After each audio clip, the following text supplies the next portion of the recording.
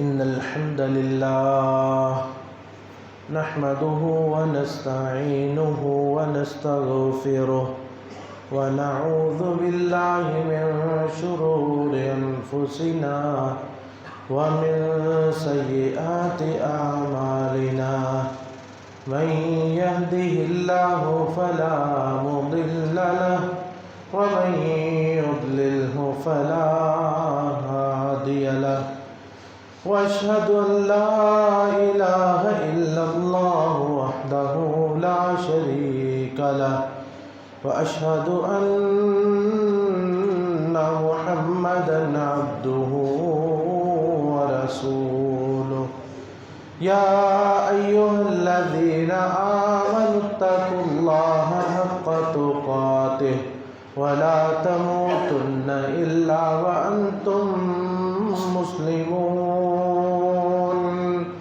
يا أيها الناس اتقوا ربكم الذي خلقكم من نفس واحدة وخلق منها زوجها وبث منهما رجالا كثيرا ونساء واتقوا الله الذي تساءلون به والأرحام إن الله كان عليكم رقيبا يا أيها الذين آمنوا اتقوا الله وقولوا قولا سديدا يصلح لكم أعمالكم ويغفر لكم ذنوبكم ومن يطع الله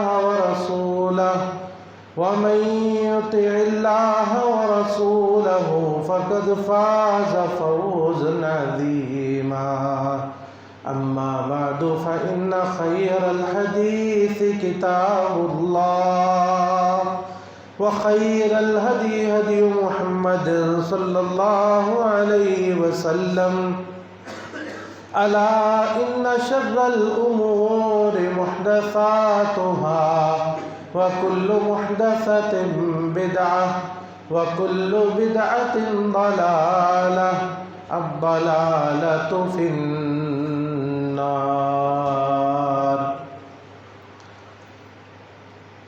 عزیزان گرامی، معزز بہنوں اور بیٹیوں، یہ سلسلہ بڑے عرصے سے چلا آ رہا ہے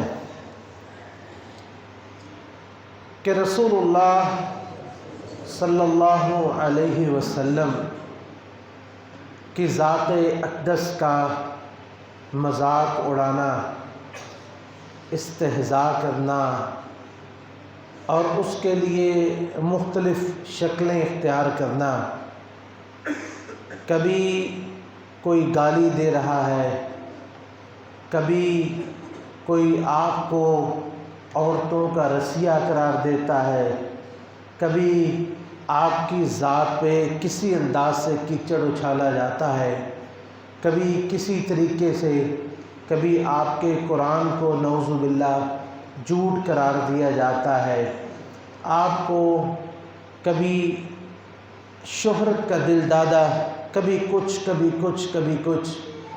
اور اس کے لیے جو تازہ اسلوب ہے کچھ عرصہ سے، وہ ہے کہ رسول اللہ صلی اللہ علیہ وسلم کے فرضی خاکے اور فرضی کارٹون بنانا، جس میں ہر توہین کا پہلو وہ شامل کرنے کی کوشش کرتے ہیں، آپ کی ذات کو بدنما کرنے کی کوشش کرتے ہیں، آپ کے اخلاق کو برا دکھانے کی کوشش کرتے ہیں، اور اپنی طرف سے طنز و تشنیع سارا کچھ اس میں شامل کرتے ہیں.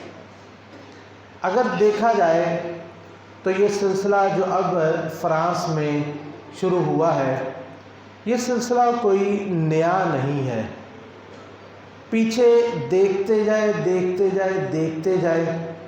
جتنا آپ پیچھے جاتے جائیں گے، آپ کو ہر دور میں، ہر عہد میں، ہر وقت میں آپ کو ایسے لوگ ملتے رہیں گے جو رسول اللہ صلی اللہ علیہ وسلم کا اور اس سے پہلے آپ کی زندگی میں چلے جائیں، آپ کی زندگی سے پہلے جو انبیاء گزرے ہیں ان انبیاء کا مذاق اڑانے والے، یہ آپ کو ہر جگہ پہ ہر دور میں ایسے لوگ مل جائیں گے۔ یہ مذاق اڑانا کوئی اس قدر کوئی یہ بالکل نئی بات نہیں ہے، بلکہ جتنی دعوت کی تاریخ پرانی ہے اتنا ہی یہ انبیاء کا مذاق اڑانا اور ان کی توہین کرنا اس کی تاریخ بھی اتنی ہی پرانی ہے۔ نبی علیہ الصلوۃ والسلام، یہ اب جو دور گزر رہے ہیں آپ کے بعد وہ تو ہے، نبی کریم صلی اللہ علیہ وسلم کے سامنے آپ کے ساتھ کیا کچھ نہیں ہوا۔ آپ کا قرآن نے نقل کیا ہے، آپ کو دیوانہ کہا، یعنی یہ تو پاگل ہے، نعوذ باللہ، یہ تو مجنون ہے، یہ تو شہرت کا بھوکا ہے، نعوذ باللہ، آپ کو جھوٹا کہا گیا۔ آپ اپنی طرف سے گڑھ کے لے آتے ہیں، فلاں شخص آپ کو بنا کے دے دیتا ہے، وہ آپ اس کو جو ہے وہ ہم تک کہہ دیتے ہیں۔ یہ تو قصے کہانیاں ہیں، کسی کہانی والے سے سن لیا یہ بات، اور یہ آپ اساطیر الاولین، پہلے قصے کہانیاں میں سناتے رہتے ہیں، سوائے قصہ گوئی کہ اس میں کچھ بھی نہیں ہے، یہ جھوٹ ہے، مطلب یہ سارا کچھ۔ اور صرف یہی نہیں بلکہ آپ کی ذات کے جتنا وہ کر سکتے تھے انہوں نے کیا، حتیٰ کہ آپ پر ہاتھ اٹھانا اس سے وہ باز نہ آئے۔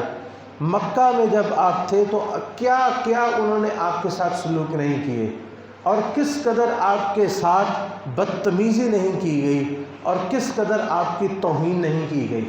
ایک دفعہ ان کی شیطانی کا اندازہ کریں کہ ایک دفعہ نبی کریم صلی اللہ علیہ وسلم بیت اللہ میں موجود ہیں اور نماز پڑھ رہے ہیں، اور شیطانوں کا ایک ٹولہ بیٹھا ہوا ہے، تو آ کے ان میں سے کوئی کہتا ہے یار یہ فلاں جگہ پہ نا اونٹ کی ایک بڑی سی میں نے اوجڑ دیکھا ہے، کوئی ایسا شخص جائے وہ لا کے محمد سجدے میں جائے تو اس کے اوپر رکھ دے، یہ اٹھ ہی نہ سکے نیچے سے۔ تو ایک کہتا ہے، وہ خبیث اخبث آدمی کہتا ہے یہ کون سا مشکل کام ہے، وہ گیا اس اوجڑی کو گھسیٹتے ہوئے لے کے آیا، بڑی مشکل سے انتظار کرتا رہے، نبی کریم صلی اللہ علیہ وسلم سجدے میں گئے تو اس نے لا کے آپ کے اوپر آپ کی گردن پہ رکھ دیا۔ وہ اس قدر وزنی اوجڑی تھی کہ نبی کریم صلی اللہ علیہ وسلم کی گردن پس کے رہ گئے اور آپ سجدے سے اٹھ نہ سکے، اور آپ کی یہ حالت دیکھ کر وہ اتنا ہنسے کہ ایک دوسرے کے اوپر ہنس کے گرنے لگے، یعنی اتنا ہنس رہے تھے اور اتنا مذاق اڑا رہے تھے کہ وہ اپنا توازن برقرار نہ رکھ سکے، اتنا وہ ہنسے۔ تو سارا یہ کوئی اتنی جرت والا نہیں، کوئی مسلمان نہیں تھا نا، لیکن یہ وہ لوگ جو سارے موجود تھے، کوئی ان میں ہی کوئی جرت کرتا کہ یہ کوئی اخلاق بھی کوئی چیز ہوتی ہے، کوئی انسانیت بھی کوئی چیز ہوتی ہے۔ لیکن یہ بات یاد رکھیں، جو رب کا جس شخص نے رب کے ساتھ شرک کر لیا، جس نے رب کے ساتھ یہ سلوک کر لیا، اس کو دنیا کے کسی شخص کا، یہ چاہے وہ پیغمبر ہو، اس کی کیا حیا ہے، اس کی کیا اس کو تمیز ہے۔ تو حضرت فاطمہ رضی اللہ تعالی عنہا، یہ ایک چھوٹی سی بچی آئی، اپنے بابا کی یہ تکلیف دیکھ نہ سکی اور ان کو برا بھلا کہنے لگی، آئی اور چھوٹی سی بچی نے کتنی محنت سے اور جد و جہد سے نبی علیہ الصلوۃ والسلام سے وہ اوجڑی جو تھی وہ اتاری، اور آپ کو برا بھلا کہنے لگی، لوگوں کو برا بھلا کہنے لگی۔ نبی کریم صلی اللہ علیہ وسلم نے اپنی نماز مکمل کی۔ آپ اس قدر اس دن دل گرفتہ ہوئے، اور اس قدر آپ پریشان ہوئے، اور اس قدر آپ کا دل دکھا اس دن، کہ اس دن آپ نے بد دعا کے لیے ہاتھ اٹھا دیے، اللہم علیک بعتبہ، اللہم علیک بشیبہ، اللہم علیک بابا جہل، اللہ اس عتبہ کو بھی پکڑ لے، اللہ اس شیبہ کو بھی پکڑ لے، اللہ ابو جہل کو بھی پکڑ لے۔ اس دن نبی کریم صلی اللہ علیہ وسلم نے ان کے نام لے لے کے اللہ سے بد دعائیں ان کے لیے کی۔ تو جو دیکھنے والے صحابیہ کہتے ہیں اللہ کی قسم ان میں سے ایک شخص بھی ایسا نہیں تھا جس کو بدر کے دن میں نے اوندے منہ جس کی لاش نہ دیکھی ہو، اور پھر ان کو ایک جن کا نام لیا، ان میں سے کوئی ایک شخص بھی جو ہے وہ بچ نہیں سکا۔ بدر کے دن پھر ان کے ساتھ جو سلوک ہوا، جو مسلمانوں نے کیا، اور پھر اللہ کے فرشتوں نے جو سلوک ان کے ساتھ کیا، اور پھر ان کی لاشیں جس طرح پاؤں سے کھینچ کے بدر کے گندے اور بدبودار کنویں میں پھینکی گئی، اوپر پتھروں سے ان کو دفن کیا گیا۔ تو یہ سلوک کوئی نیا نہیں ہے، یہ نبی علیہ السلام کے سامنے بھی یہ کرتے رہے ہیں، اور آپ سے پہلے بلکہ یہ دیکھیں، میں نے ذکر کیا کہ یہ جتنے انبیاء گزرے ہیں سب سے پہلے رسول حضرت نوح علیہ السلام تھے۔ حضرت نوح علیہ السلام ذرا سورہ نوح کی باقی جگہ پہ بھی آیا ہے، لیکن صرف نوح علیہ السلام سورہ نوح میں جو اللہ تعالیٰ نے ذکر کیا ہے اس کی ذرا تفصیل پڑھ لیں کہ نوح علیہ السلام اللہ سے کس قدر دکھی دل کے ساتھ انہوں نے اللہ سے دعا کی، یا ربی انی دعوت قومی لیلا و نہارا، اے اللہ میں نے دن رات اپنی قوم کو تیری طرف دعوت دی ہے، ان کو میں نے کہا کہ جہنم کی آگ سے بچ جاؤ، ان کو میں نے کہا کہ اپنا بچاؤ کر لو، میں نے ان کو کہا کہ یہ تمہارا ہی اس میں فائدہ ہے، انی دعوت قومی لیلا و نہارا فلم یزدہم دعائی الا فرارا، اللہ میں جیسے جیسے بلاتا رہا وہ ویسے ویسے بھاگتا رہا، وَإِنِّي كُلَّمَا دَعَوْتُهُمْ لِتَغْفِرَ لَهُمْ، اللہ میں کیوں بلاتا تھا؟ تاکہ تو انہیں معاف کر دے، ان پہ رحم کر دے، تاکہ وہ جہنم سے بچ جائیں، تاکہ وہ جنت کے وارث بن جائیں۔ انما جب بھی میں نے پکارا لِتَغْفِرَ لَهُمْ جَعَلُوا أَصَابِعَهُمْ فِي آذَانِهِمْ، میں اللہ ان کو دعوت دیتا وہ مجھے دیکھتے کانوں میں انگلیاں ٹھونس لیتے۔ آپ اندازہ کر سکتے ہیں کسی شخص سے آپ بات کریں تو وہ آپ کو دیکھ کے اپنے کانوں میں انگلیاں رکھ لے، کتنی توہین، آپ کوئی عام انسان جو ہے وہ اپنی کتنی توہین محسوس کرے گا۔ یہ ایک باپ اس کا بیٹا اس سے مخاطب ہو، یا اس کو بھی چھوڑے، بیٹا باپ سے مخاطب ہو، باپ کانوں میں انگلیاں رکھ لے تو بیٹا بھی برداشت نہیں کرے گا، چھوٹا ہوتا ہے۔ انہوں نے کیا کیا؟ وَإِنِّي كُلَّمَا دَعَوْتُهُمْ لِتَغْفِرَ لَهُمْ جَعَلُوا أَصَابِعَهُمْ فِي آذَانِهِمْ وَاسْتَغْشَوْا ثِيَابَهُمْ، میں پھر بھی بولتا رہا، شاید یہ آنکھوں سے میری زبان حرکت کرتے ہوئے ان کو کوئی بات سمجھ آ جائے۔ وَاسْتَغْشَوْا ثِيَابَهُمْ، انہوں نے کیا کیا؟ اپنے اوپر کپڑے بھی اوڑھ لیے، اپنے اوپر کپڑے اوڑھ لیے، منہ میں نظر بھی نہ آئے۔ وَإِنِّي كُلَّمَا دَعَوْتُهُمْ لِتَغْفِرَ لَهُمْ جَعَلُوا أَصَابِعَهُمْ فِي آذَانِهِمْ وَاسْتَغْشَوْا ثِيَابَهُمْ وَأَصَرُّوا وَاسْتَكْبَرُوا اسْتِكْبَارًا ثُمَّ إِنِّي دَعَوْتُهُمْ جِهَارًا وَإِنِّي أَعْلَنْتُ لَهُمْ وَأَسْرَرْتُ لَهُمْ إِسْرَارًا فَقُلْتُ اسْتَغْفِرُوا رَبَّكُمْ إِنَّهُ كَانَ غَفَّارًا يُرْسِلِ السَّمَاءَ عَلَيْكُمْ مِدْرَارًا وَيُمْدِدْكُمْ بِأَمْوَالٍ وَبَنِينَ وَيَجْعَلْ لَكُمْ جَنَّاتٍ وَيَجْعَلْ لَكُمْ أَنْهَارًا۔ ساری یہ دعوتیں دیتے رہے، اللہ تمہیں معاف کر دے گا، اللہ تمہیں اولاد دے گا، اللہ تمہیں مال دے گا، اللہ تم پر بارشیں نازل کرے گا، لیکن کسی بات کا ان پہ کوئی اثر نہ ہوا۔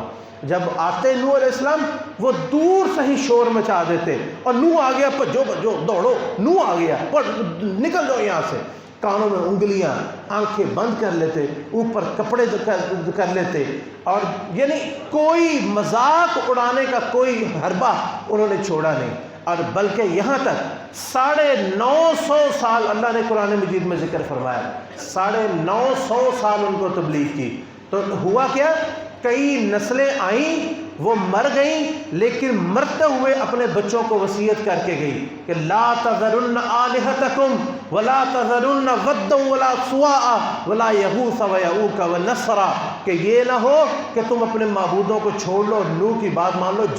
یاد رکھنا، نوح کی تم نے بات نہیں سنی۔ ہر نسل مرتے ہوئے، ہر باپ مرتے ہوئے اپنے بچوں کو وصیت کر کے جاتا کہ نوح کی بات نہ سننا۔ یعنی نوح علیہ السلام ان کا مذاق اڑاتے، اور کس قدر جب وہ کشتی بنا رہے تھے وہ کیا کیا دل کو چیرنے والی انہوں نے باتیں نہ کی کہ نوح تیرا دماغ خراب ہے، نعوذ باللہ، ادھر تو کہیں پانی نظر نہیں آتا، یہ کیا ہے؟ کہتے ہیں یہ کشتی کیا ہے؟ یہ پانی میں چلے گی۔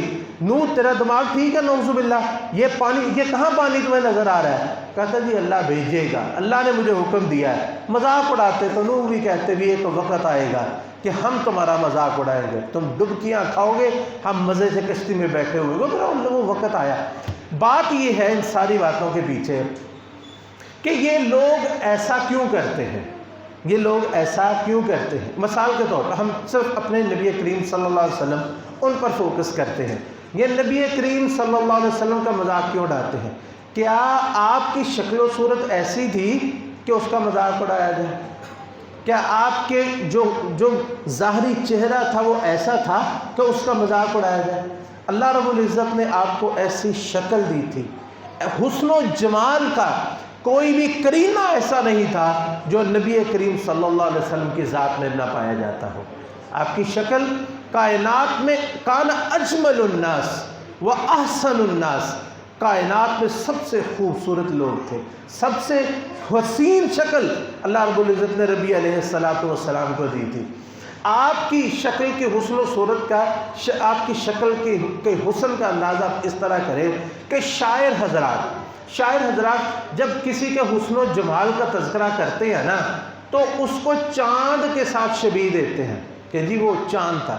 ایک شاعر وہ اتنا آگے بڑھ گیا کہ اس نے اپنے محبوب کو یہاں تک کہہ دیا کہ تیری اور چاند کی شکل آمنے سامنے تو پتہ ہی نہیں چلتا کہ چاند کون سا ہے۔ کل 14ویں کا چاند تھا، شبر رہا چرچا تیرا، کچھ نے کہا یہ چاند ہے، کچھ نے کہا چہرہ تیرا، ہم بھی تھے موجود وہیں، ہم بھی تھے موجود وہاں، ہم بھی پروفیسر صاحب آگے تھوڑا سا لقمہ دے، ہاں ہم بھی وہاں موجود تھے، ہم بھی سب سنا کیے، یہ اس طرح تھوڑا سا یہاں پہ ہو رہا ہے۔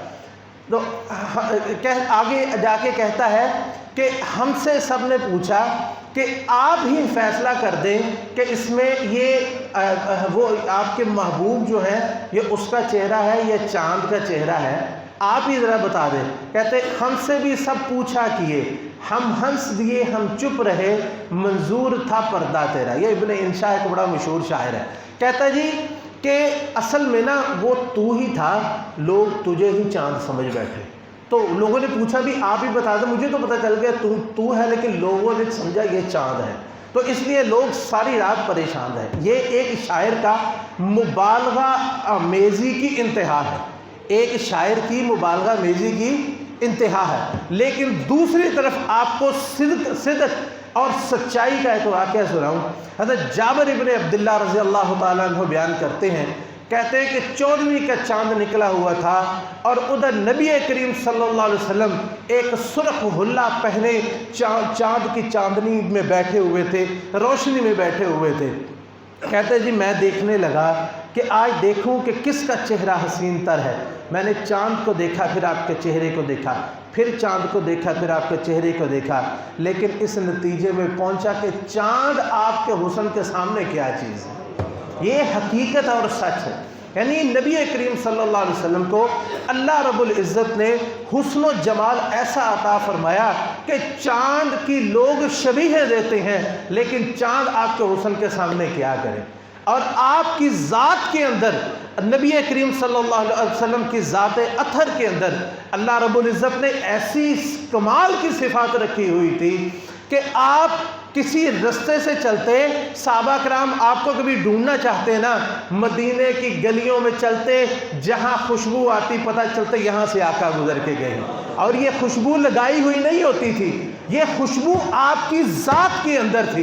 نبی کریم صلی اللہ علیہ وسلم کے جسم سے اور آپ کے جسد اطہر سے ایسی خوشبو اللہ تعالیٰ نے اس میں جاری فرمائی تھی کہ دنیا کی کوئی خوشبو اس کا مقابلہ نہیں کرتی تھی۔ ایک دفعہ آپ سوئے ہوئے، آپ کی ایک عزیزہ سوئے ہوئے، گرمی تھی، پسینہ آیا، آپ نے اچانک کوئی چیز محسوس کی، اٹھ گئے تو دیکھا کہ آپ کی ایک عزیزہ خوشبو کی شیشی کھولے ہوئے آپ کے جسم کے ساتھ بیٹھی ہوئی، آپ کے ساتھ بیٹھی۔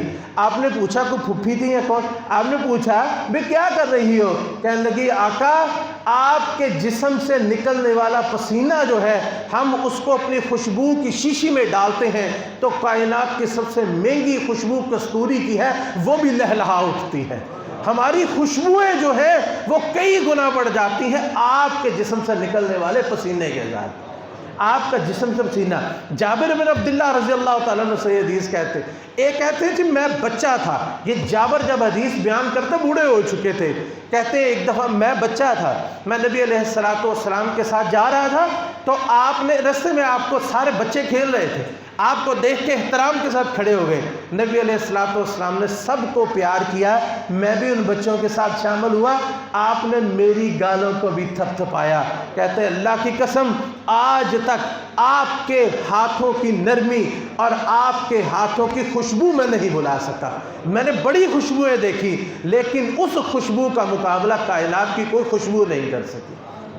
تو آخر کیا نبی علیہ الصلوۃ والسلام کا چہرہ ایسا تھا کہ ان کا مذاق اڑایا جائے, یا آپ کا جسد اطہر کے اندر کوئی ایسا مسئلہ تھا؟ آپ احسن الناس تھے, اور آپ کے کیا اخلاق ایسا تھا؟ آپ کا اخلاق تو ایسا تھا کہ پوری دنیا آپ کے خون کی پیاسی, لیکن آپ راتوں کو اٹھ اٹھ کے ان کے لیے دعائیں کرنے والے. ان تعذبہم فانہم عبادک وان تغفر لہم فانک انت العزیز الکریم. اللہ یہ ہے تو میرے بھی نافرمان, اللہ یہ تیرے بھی نافرمان, لیکن پھر بھی اگر تو انہیں معاف کرنا چاہے تو تجھے کو روکنے والا ہے.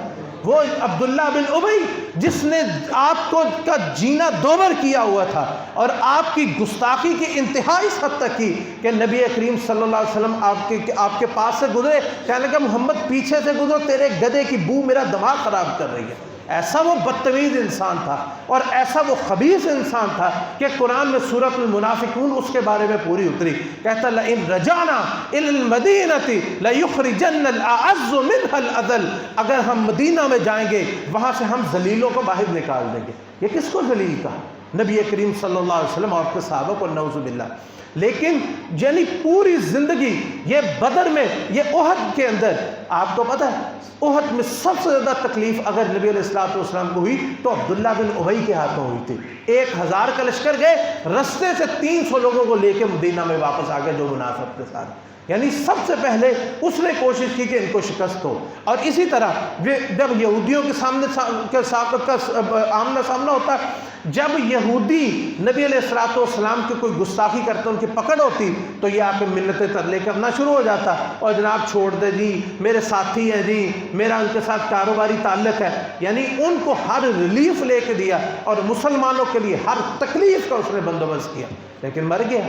آپ کی زندگی میں اس کا بیٹا, اس کا نام بھی عبداللہ تھا, وہ صحابی تھا, مسلمان تھا. باپ کی شفقت سامنے آ گئی, کہنے لگے اللہ کے رسول اب جنازہ پڑھا دیجئے. آپ نے فرمایا چلو پڑھا دیتا ہوں جنازہ. تو اے اللہ کے رسول آپ اس کو اپنی تکلیف, آپ کی اپنی قمیص عطا فرما دیں, منافقت پہ مرا شاید اللہ معاف کر دے.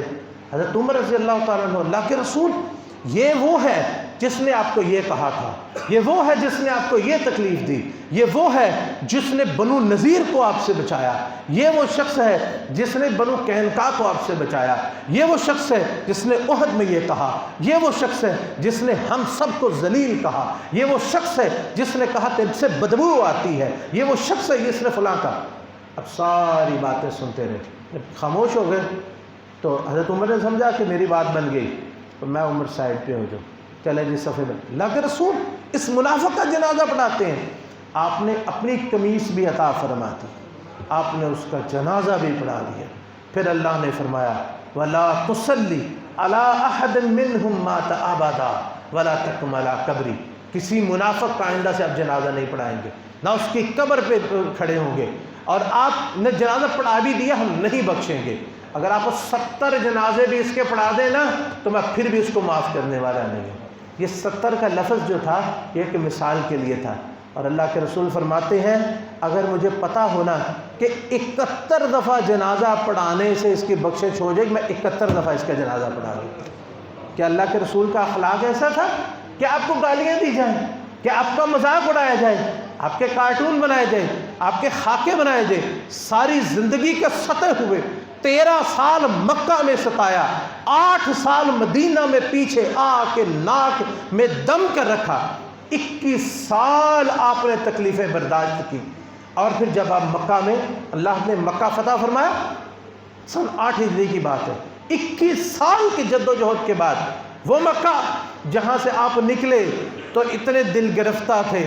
مکہ اگر تیرے رہنے والے مجھے یہاں سے نہ نکالتے تو مکہ ہی کبھی بھی یہاں سے نہ نکلتا. ماں آتی ہے تیری آب و فضا, تیری آب و ہوا کتنی خوبصورت ہے, تو کتنا پیارا ہے میرے باپ ابراہیم کی تجھ میں یاد ہے، میری زندگی یہاں پہ گزری، کتنا عرصہ نبی علیہ السلام نے 53 سال وہاں پہ گزارے، لیکن کس حالت میں آپ کو وہاں سے جانا پڑا کہ یا تو آپ کے وہ قتل کے درپے تھے کہ آپ کو نکال دیں یا آپ کو قتل کر دیں، آخری حربہ ان کا قتل کا ہی تھا۔ لیکن جب آپ فاتحانہ شان سے واپس آتے ہیں تو پوچھتے ہیں لوگوں مجھ سے کیا توقع کرتے ہو، کیا سمجھتے ہو؟ وہی لوگ جو پاگل کہنے والے، جو دیوانہ کہنے والے، جو مجنون کہنے والے، جو یہ کہنے والے کہ یہ صرف عزت کا بھوکا ہے، یہ شہرت کا بھوکا ہے، یہ بادشاہت چاہتا ہے، یہ اپنی طرف سے گڑھ کے لے آتا ہے، وہ سارے سر جھکا کے کھڑے۔ پوچھا کیا توقع کرتے ہو؟ کہتے ہیں کیا تو ہم نے کم نہیں ہے، لیکن عزت دار آدمی اور عزت دار آدمی کے بیٹے، آپ سے ہم عفو درگزر کی ہی توقع کرتے ہیں۔ آپ نے فرمایا جاؤ، میں بھی تمہیں وہی کہتا ہوں جو یوسف نے اپنے بھائیوں کو کہا تھا، لا تثریب علیکم اليوم، آج کچھ نہیں کہا جائے گا، جاؤ سب کو معاف کیا۔ کیا آپ کا اخلاق ایسا تھا؟ کیا آپ کو گالیاں دی جاتی؟ کیا آپ کا شکل نہ ایسی تھی، نہ اخلاق ایسا تھا، نہ آپ کا برتاؤ ان کے ساتھ ایسا تھا؟ آپ تو ساری امت کے لیے، وہ مسلمان ہو وہ کافروں کے لیے بھی تڑپتے تھے۔ اپنے جسم لہو لہان ہے اور ماتھے پہ کڑیاں خود کی دنسی ہوئی ہیں اور وہاں سے خون ٹپک رہا ہے، چہرے سے خون صاف کرتے اور فرماتے اللہم اغفر لقومی فانہم لا یعلمون۔ طائف میں گئے، پاؤں تک خون اتنا آ گیا جسم سے رشتہ کہ جوتیاں پاؤں کے ساتھ چپک گئی۔ اس وقت کہا پہاڑوں کا فرشتہ اللہ کے حکم سے حاضر ہو گیا، حکم دے پہاڑوں کے درمیان پورے طائف کو پیس کے رکھ دو۔ آپ نے کہا کیا ہوا؟ اللہم اغفر لقومی فانہم لا یعلمون، اللہ ان کو معاف کر دے، ان کو پتہ نہیں ہے میرا۔ پھر آخر وجہ کیا ہے؟ یہ نبی کریم صلی اللہ علیہ وسلم کے ساتھ ان کے دشمنی کیا تھی کہ 40 سال کا عرصہ ان کے درمیان رہے، کبھی کسی نے آپ کی طرف انگلی نہیں اٹھائی، کبھی کسی نے آپ کے اخلاق پہ گفتگو نہیں کی، کبھی کسی نے آپ کا مذاق اڑانے کا سوچا بھی نہیں، بلکہ اگر کسی موقع پر جیسا کہ بیت اللہ میں حجر اسود نصب کرنے کا موقع آیا تو لوگ بالکل لڑنے کے لیے تیار تھے۔ جب دیکھا فیصلہ محمد کریم صلی اللہ علیہ وسلم کے ہاتھ میں آیا تو کہنے لگے آج تو سب کی جو ہے وہ معاملات ہی حل ہو جائیں گے، آج محمد کے حق میں محمد کے ہاتھ میں فیصلہ آ گیا۔ آپ نے کیا کہا؟ آؤ سارے سردار آ جاؤ، کسی کو عزت سے محروم نہیں رکھا جائے گا۔ چادر نکال لی، آپ نے سب کو چادر کے کونے پکڑائے، اپنے ہاتھ سے اس میں حجر اسود رکھا، فرمایا جاؤ جی بیت اللہ کی طرف لے کے چلے جاؤ۔ سارے خوش ہو گئے جی، بیت اللہ کے اندر حجر اسود ہم سب نے نصب کیا ہے، خود پکڑا اور اس میں نصب کر دیا، کوئی آپ پہ بات کرنے والا نہیں ہے۔ فَإِنَّهُمْ، اللہ تعالیٰ قرآن مجید میں ذکر فرماتے ہیں کہ ہمیں پتہ ہے کہ آپ کو ان کی باتیں بڑا دکھ دیتی ہیں، آپ کو بڑی تکلیف ہوتی ہے، لیکن پیغمبر یاد رکھو فَإِنَّهُمْ لَا يُكَذِّبُونَكَ، ان کے آپ کے ساتھ کوئی ذاتی دشمنی نہیں ہے، وَلَٰكِنَّ الظَّالِمِينَ بِآيَاتِ اللَّهِ يَجْحَدُونَ، ان ظالموں کو اللہ کی آیات کے ساتھ اختلاف ہے، ان کو توحید کی تکلیف ہے، ان کو لا الہ الا اللہ کی تکلیف ہے، اللہ کی وحدانیت کا غلغلہ مچانے کی تکلیف ہے، اللہ کی توحید کا پرچم اٹھانے کی تکلیف ہے۔ اللہ کے رسول علیہ السلام سے ایک ہی ان کو اختلاف تھا، وہ اختلاف کیا تھا کہ آپ اللہ کی توحید کا پرچم بلند کرتے ہیں، اس کے علاوہ آپ کو کسی بھی نبی کو، بلکہ کچھ تو نبی ایسے قرآن مجید میں اللہ نے ذکر کیا تو کہنے لگے کہ بعض نبیوں کو انہوں نے کہا کہ ہمیں تو تم سے بڑی امیدیں تھی کہ تم بڑے لائق فائق آدمی ہو، بڑے خوش اخلاق انسان ہو، لیکن تم لوگوں نے تو ہمارا بیڑا ہی غرق کر دیا، توحید ہم کو سنانے لگے۔ ان کو اختلاف صرف توحید کے ساتھ ہے، لا الہ الا اللہ کے ساتھ اختلاف ہے۔ اختلاف اس لیے ہے کہ وہ چاہتے ہیں، وہ کہتے ہیں وَدُّوا لَوْ تُدْهِنُ فَيُدْهِنُونَ، آپ اپنی توحید کے اندر تھوڑی سی نرمی پیدا کریں، یہاں تک کہ انہوں نے کہا آپ ایسا کریں 1 سال آپ ہمارے معبودوں کی عبادت کریں، 1 سال ہم صرف آپ کے معبود کی عبادت کریں گے، ایسا کوئی ہمارے ساتھ بنا لو۔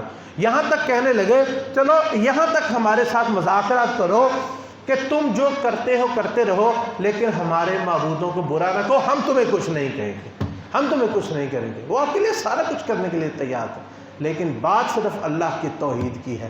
اللہ تعالی ہمیں اس بات کو سمجھنے کی توفیق نصیب فرمائے کہ ہم بات کو سمجھیں کہ اصل نقطہ اختلاف کیا ہے، رسول اللہ صلی اللہ علیہ وسلم کے ساتھ ان کا اختلاف کیا تھا، یا پہلے انبیاء کے ساتھ ان کا معاملہ کیا تھا، کس معاملے میں آ کے وہ مختلف ہوئے اور کس معاملے میں آ کے وہ اتنے دشمن بن گئے، آپ کی جان کے، آپ کی ذات کے، آپ کی عزت کے پیچھے پڑ گئے۔ لیکن جسے اللہ مقام عطا فرمائے، جسے اللہ رفعت عطا فرمائے، تو اس کی شان کو کوئی گرا نہیں سکتا۔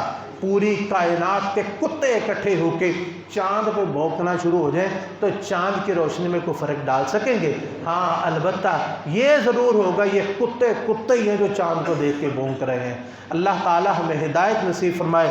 اس موضوع پہ اور حقوق النبی علیہ الصلاۃ والسلام، اس موضوع پہ انشاءاللہ گفتگو چلتی رہے گی، اور آئندہ جمعات جو ہے وہ انہی موضوعات پہ ہوں گے۔ وآخر دعوانا ان الحمدللہ رب العالمین۔ ان الحمد للہ نحمده ونستعینه ونستغفره ونعوذ باللہ من شرور انفسنا ومن سیئات اعمالنا، من يهده الله فلا مضل له ومن يضلله فلا هادي له، واشهد ان لا اله الا الله وحده لا شريك له واشهد ان محمدا عبده ورسوله، اما بعد۔